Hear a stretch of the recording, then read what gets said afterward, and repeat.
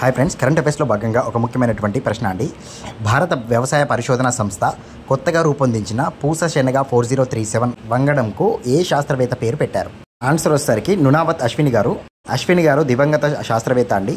వరద ప్రమాదంలో అశ్విని గారు చనిపోయారు. అయితే ఆమె వ్యవసాయ రంగంలో చేసినటువంటి కృషికి గాను భారత వ్యవసాయ పరిశోధన సంస్థ కొత్తగా రూపొందించినటువంటి పూసా శనగ 4037కి నునావత్ అశ్విని గారి పేరు నామకరణం చేయడం జరిగింది. ప్రశ్న ఏ విధంగా అయినా అడగొచ్చండి.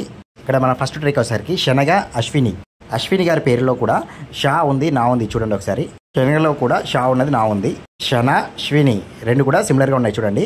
మరొక ట్రిక్ వచ్చేసరికి పూసా శనగ 4037 అని గుర్తుంచుకోవాలండి. ఎందుకంటే ఆప్షన్లలో చాలా రకాల వంగడాలు ఇచ్చి అశ్విని గారి పేరు ఇచ్చినట్లయితే మీరు కన్ఫ్యూజ్ అవుతారు. ఇక్కడ మన ట్రిక్ వచ్చేసరికి 4 కాలాల పాటు చల్లగా ఉండాల్సిన అశ్విని గారు చనిపోవడం అందరికీ 3/8 చేశారండి. 4 కాలాల పాటు అంటే 4 లేదా 40 చల్లగా ఉండాల్సిన అశ్విని గారు అంటే నునావత్ అశ్విని చనిపోవడం అందరికీ ఏమైందండి 3/8 చేశారు. 3 అంటే 3 అండి, 8 చేశారు అంటే 7.